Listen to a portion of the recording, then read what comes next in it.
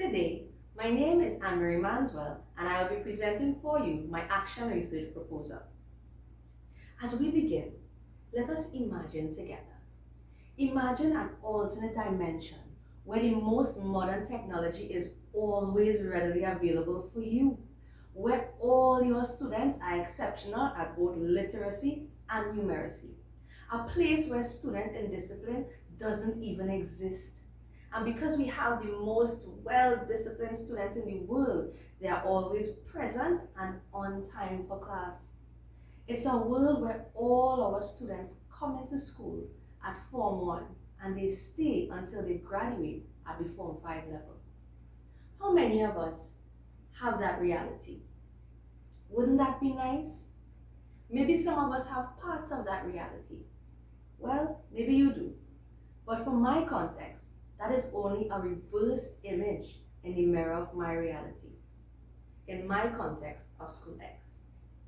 Established in September 2000 under the Secondary Education Modernization Program, SEM, beautiful School X is located in rural East Trinidad with a population of 461 students, most of which come from an 8-mile radius. This lovely school is the only secondary school in this developing area.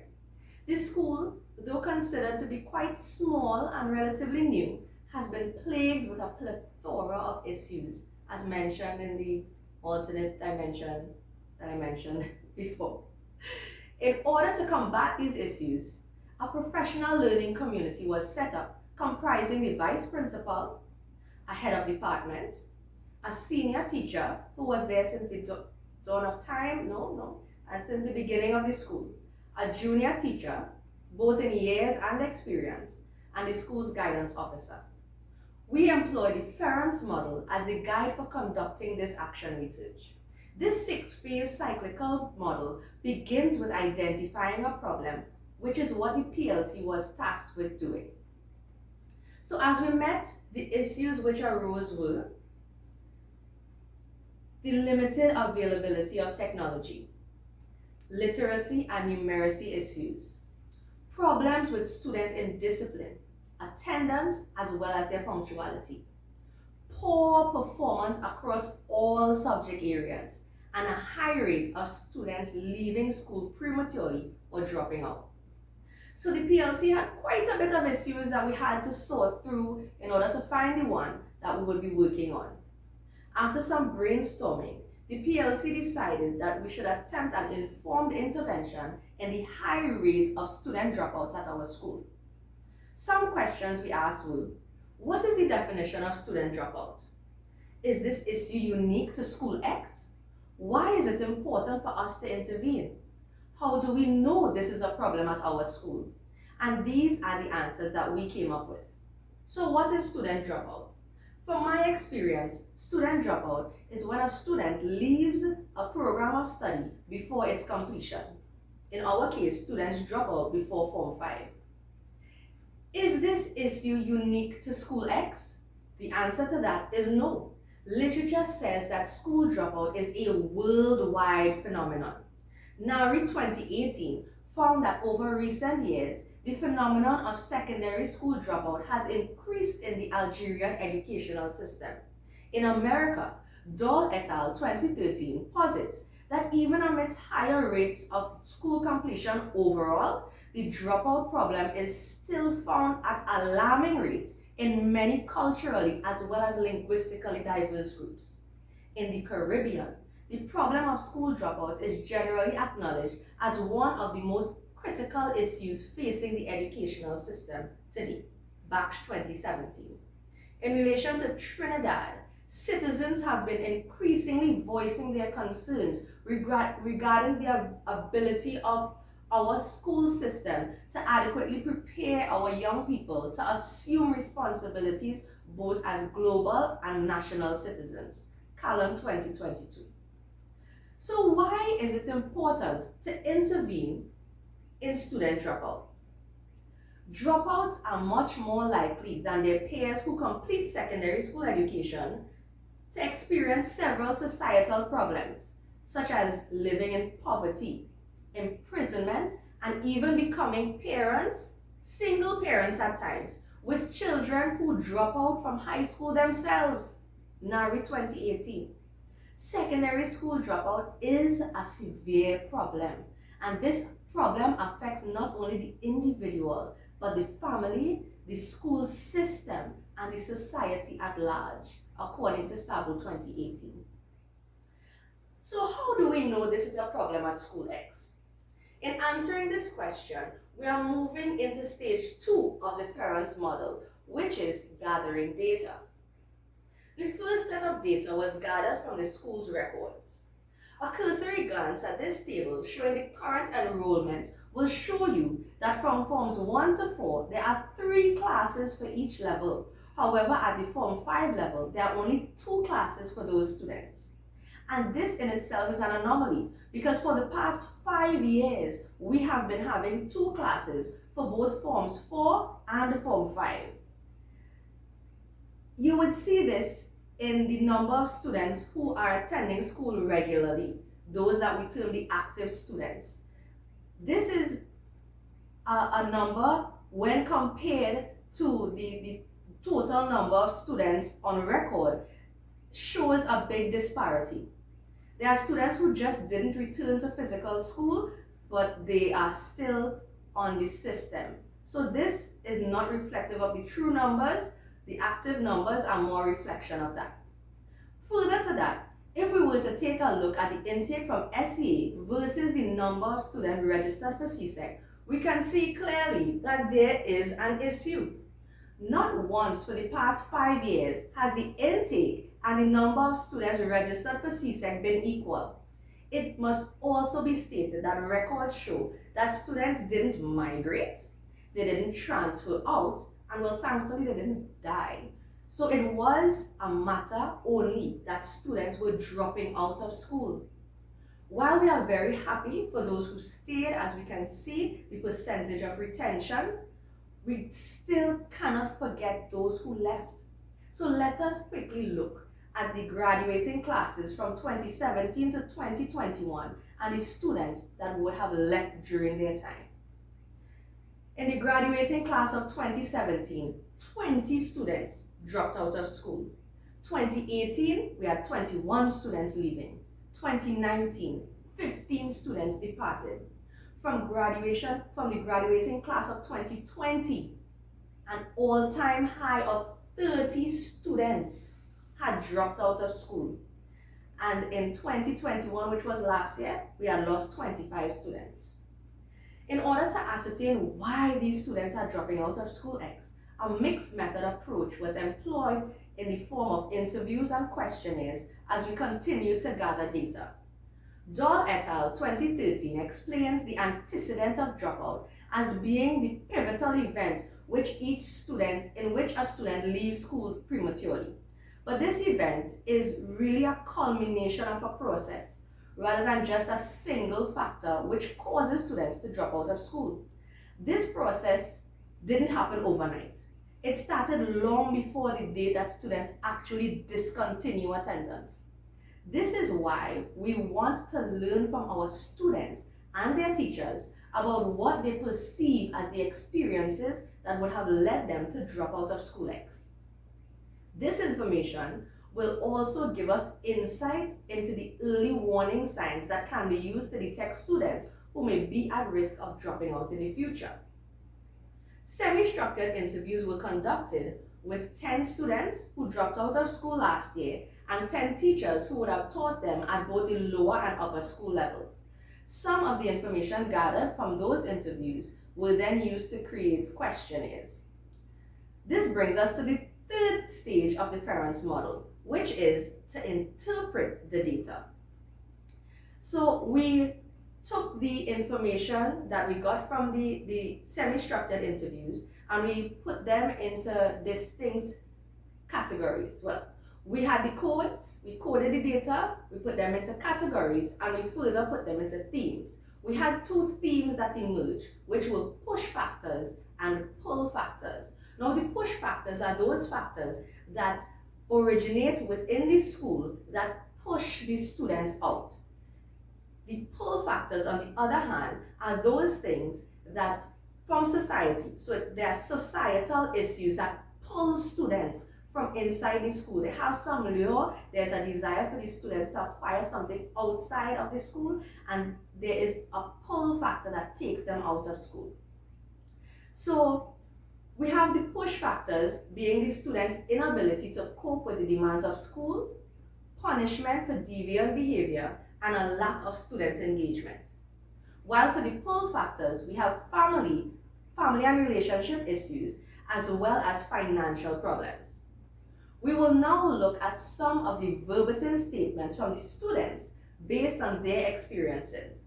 I will harness my inner student and give one statement from each of the sections that I believe sort of sum up the students' feelings on that issue.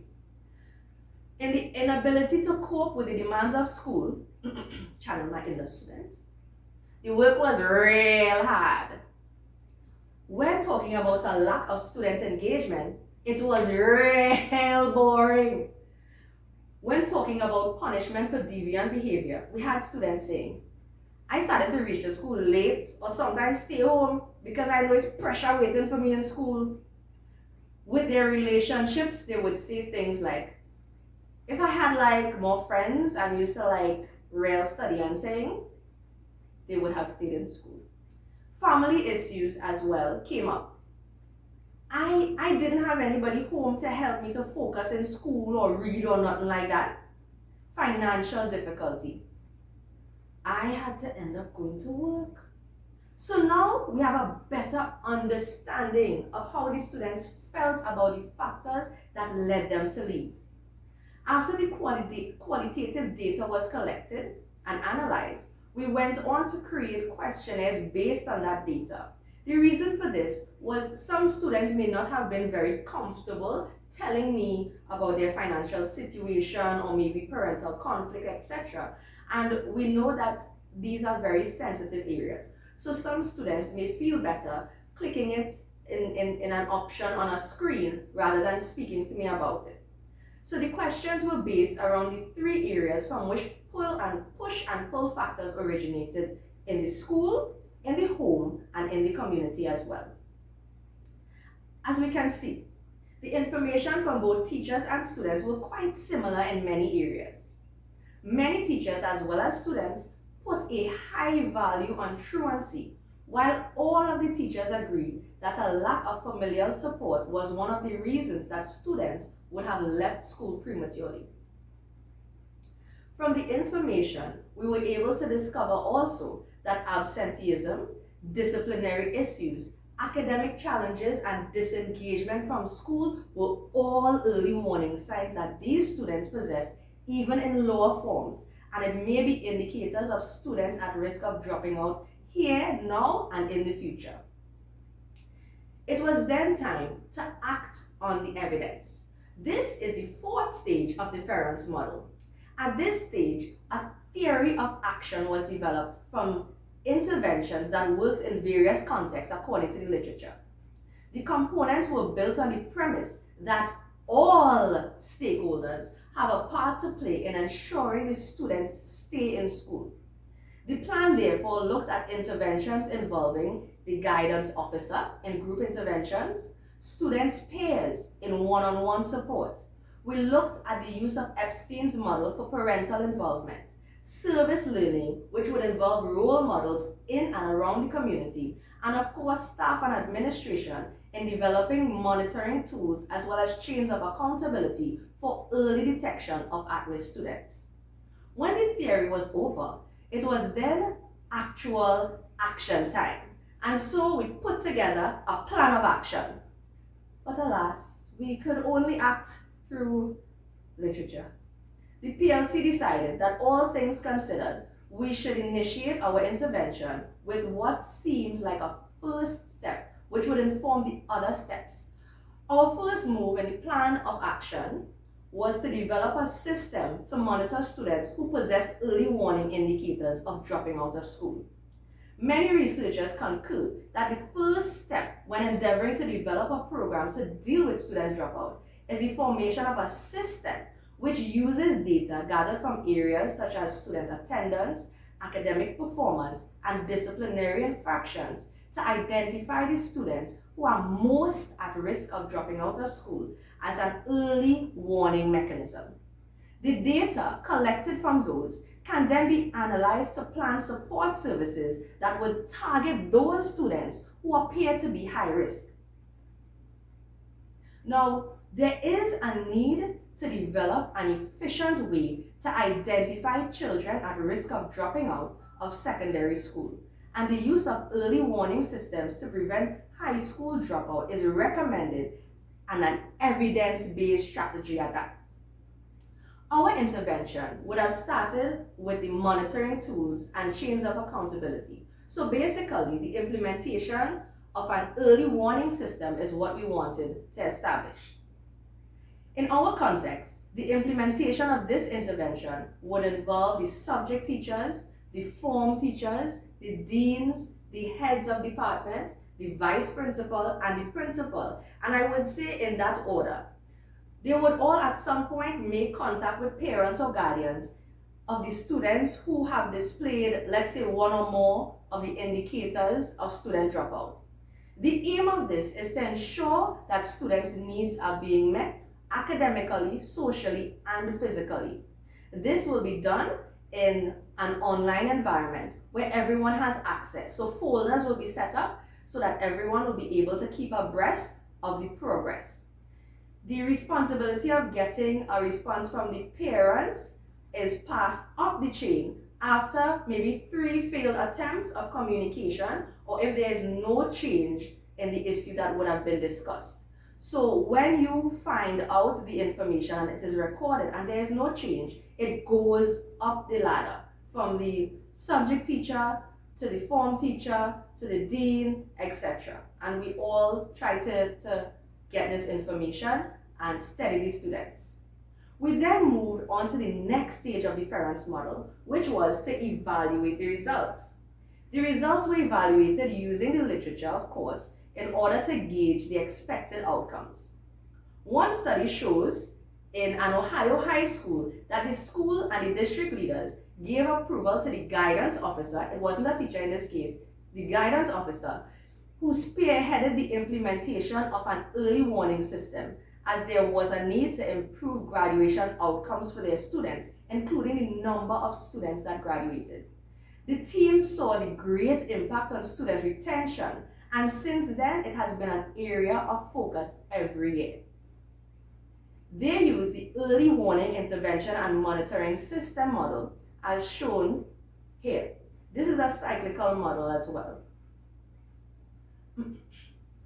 We therefore look forward to a good measure of success with the use of our adapted version of an early warning intervention and monitoring system. So what happens next? Literally, it's called the next step because that is the next stage of the Ference model. And for us, our next steps would be to improve on the monitoring system as we see fit. One such adjustment that I can see based on this system or this model that was used in Ohio is that while it will allow for us to use the other parts of the action plan that we would have put together on a sort of a smaller scale, because we will be dealing with the students that are most at risk, we would also need to involve other members of staff as we seek to meet the students' needs that are identified through the early detection and monitoring process. This initial intervention is definitely a great place to start, but we have to be prepared to address the issues that arise out of the early detection. It's not enough to just know, we have to be able to deal with it. So we must have the resources to deal with the issues that arrive effectively. In closing, I would like to remind us that school dropout can be an indicator of the academic, intellectual, and socio-economic level of the students, because these are all factors that have the potential to contribute to students dropping out. However, it can also bring into focus the level of success of a school system as well as the institution itself. And as a teacher or administrator in a school that is experiencing any sort of problem, what does it say about us? It is my hope as an educator, as a member of the community, and a parent myself, that through the efforts of the PLC as well as the other pockets of change makers that exist within and around School X, that alternate universe that I was talking about, that I started off talking about, I hope that it can someday become a reality, or at least as near, let's be real, as near to that reality as we can. So thank you very much for listening to my not so short discourse, and I hope you have a productive whatever time of day or night that you are listening to this.